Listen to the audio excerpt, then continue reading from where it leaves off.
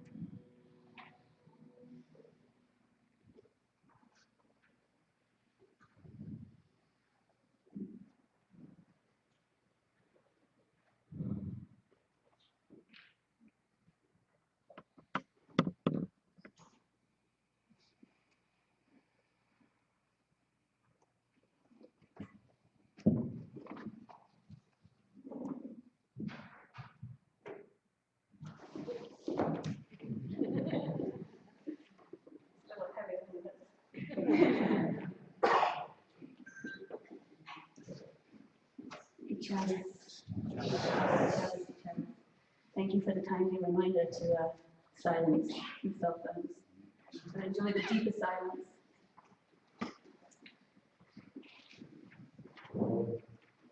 Firstly, please let me say that it's just such a tremendous, tremendous honor and delight for me to be here. And I got the very, very strong sense just now, this huge welling up, that there's a real sense of completion. This journey that I've been on, which brought me from an Orthodox upbringing where I dearly yearned to be able to do this work and didn't have that opportunity, to many years of journey and study, and now to be in a place like this just feels like a tremendous, tremendous blessing. So thank you for giving me this opportunity. And I really, really feel that this stands on its own.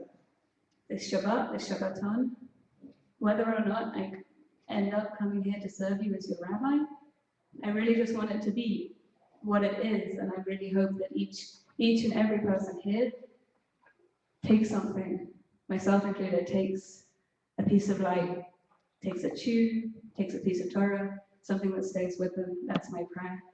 I really hope that this is something that stays, that plants a seed.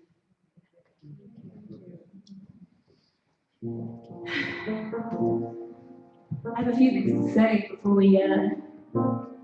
we begin our service, by way of kavanah, intention to frame our work here this evening. Firstly, and most importantly, I know that you know this, but it's so important to pray, not just in whatever way you think you pray, but to pray in whatever way is coming up in the moment. Even if you think you're the kind of person that likes to sit silently and all of a sudden you're wanting to dance, and you're feeling all this resistance, go with the dancing. Whatever you want to do, however it moves you, just let it move you. That's what makes it so wonderful to be doing the spiritual work in community, is to have this array of colors and styles and modalities. So if you want to read, if you want to contemplate, if you want to say all the words, if you want to say none of the words, if you want to sing, if you want to dance, if you want to sit quietly, it's all good. But please give yourself permission to go there. Secondly, I want to say, Kabbalat Shabbat is all about receiving, right? And you shouldn't think that receiving is a passive act. Receiving is not passive at all. Receiving is very, very active. As you know, whether you're receiving a teaching, or receiving an insight, or receiving a criticism, you need to shift. Something needs to move around to make space for what you're receiving. Kabbalat Shabbat literally is the receiving of Shabbat, but this is a time where the portals between worlds are open. We receive each other in community. We're going to welcome the angels. We receive the angels not once but twice in this service, as I know this is a place which the angels want to come to. Today, we're also honoring a yard site, and all of our holy ancestors, God willing, come also on Shabbat, be with us. On Shabbat, we also receive our Neshama Yeterah, our additional soul. Our tradition teaches us on Shabbat we can just get one level higher, we can access a consciousness that we just can't access during the week. But on Shabbat, it's there for us to receive.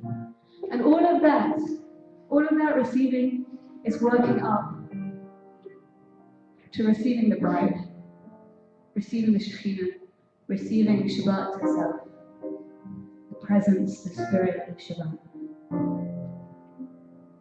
At the same time as we have all this amazing receiving, this Shabbos is also a very special Shabbos because on this Shabbat we're beginning the book of Vayikra, the book of Leviticus. This is the first week that in the Torah we're reading from the middle, the central book of the Torah.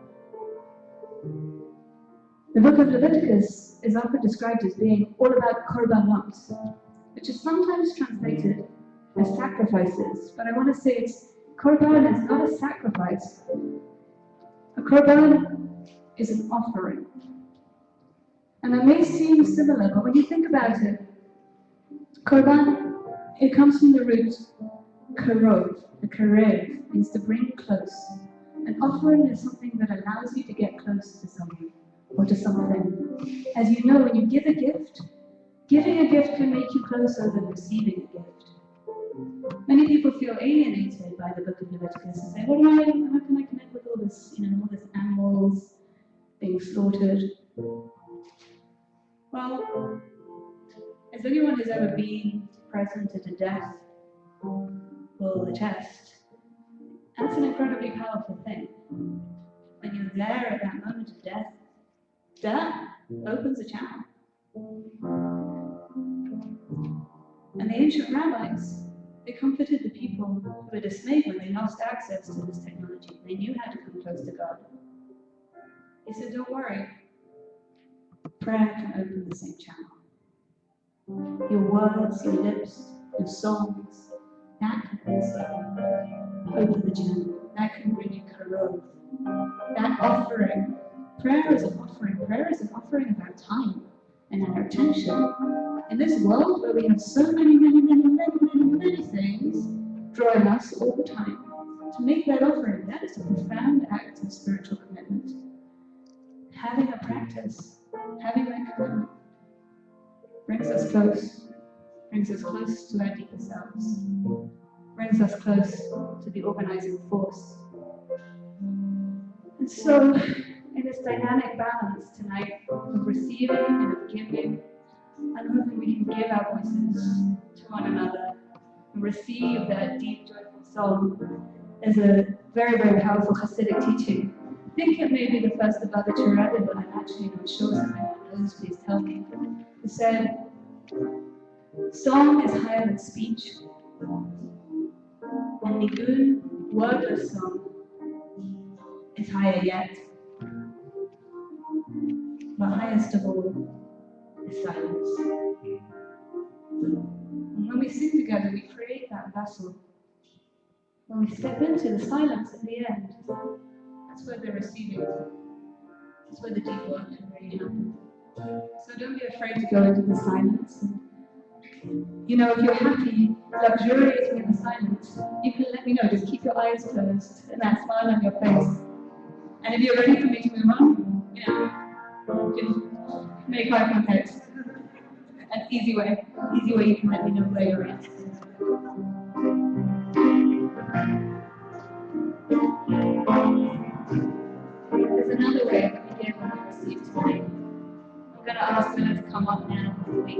us have roles to let us develop. Someone who's very, very much in need, and we can really, really make a difference to.